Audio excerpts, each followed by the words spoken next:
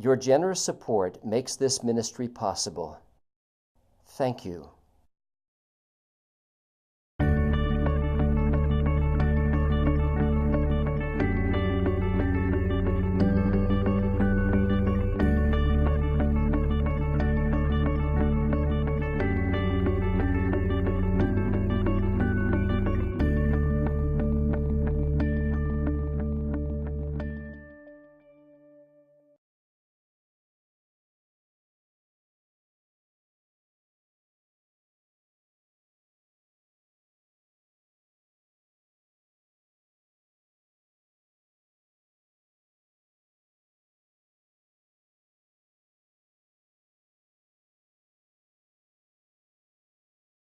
Okay, this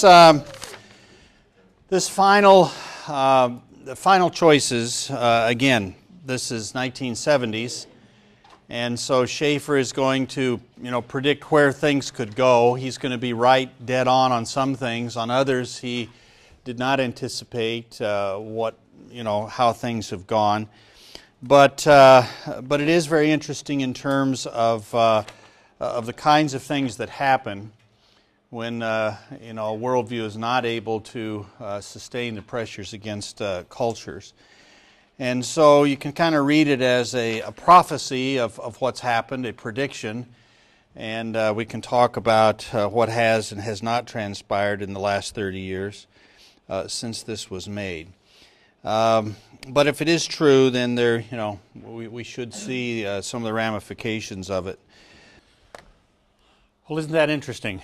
The kinds of things that he predicts that may happen, and with the lack of a Christian consensus as the base for society, and that somebody has to step in and secure order.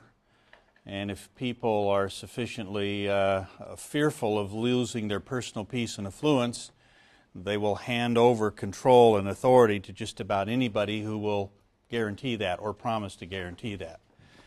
And he talks about it not being a dictator like we saw in the World War II or even today in other parts, but an authoritative, a manipulative elite. And he mentioned what in that regard? Well, the possibility of the government, but media. He mentioned TV. He had no idea about the internet, and now we've got so many more ways that people can be influenced with ideas. And of course, what you see on the internet has to be true. Otherwise, it wouldn't be on the internet. Or, what somebody says at a TV news show has to be true because they're saying it. He makes a very interesting statement that people think that what they see on TV is more real than what they see with their own eyes. And so, we are a deceivable people. And he kind of suggests the trajectory that might take, and if he could only see today where it's really gone, he would be dismayed, I think. So he talks about that legislative tyranny, and then he talks about pressures that have come. He mentions economic breakdown, and at his time, and it continued on into the 80s, inflation. Well, inflation has been brought under control pretty much, but there are other things just tearing world economies apart. What? The bailout. Well, that's just a symptomatic. That's after the fact. It's what caused those. Speculation, a lack of certain kinds of controls on financial institutions, the pressures that come again through internet.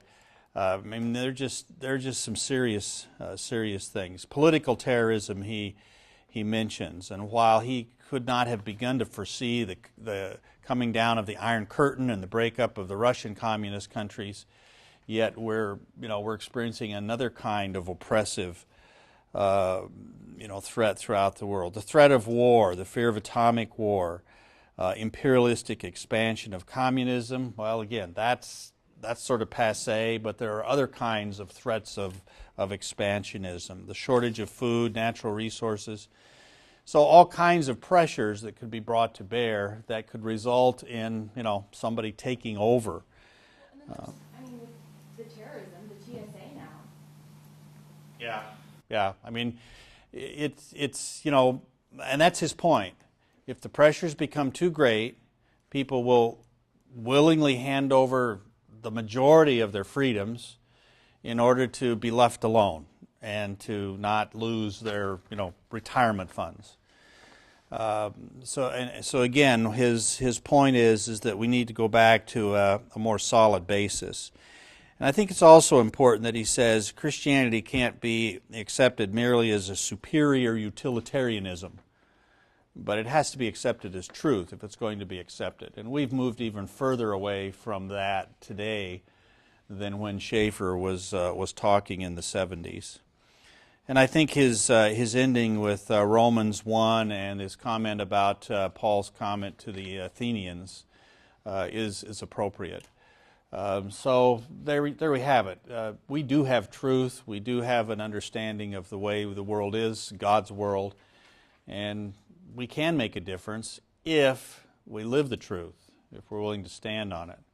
And I think he does make an important point, that a small group of people committed to biblical Christianity, to a Christian theism as a worldview, can make a powerful influence on the consensus. But it has to be, first of all, by embracing the truth as truth. Well, I hope you'll on your own view this series again sometime. You can check them out at libraries, various ways to see this.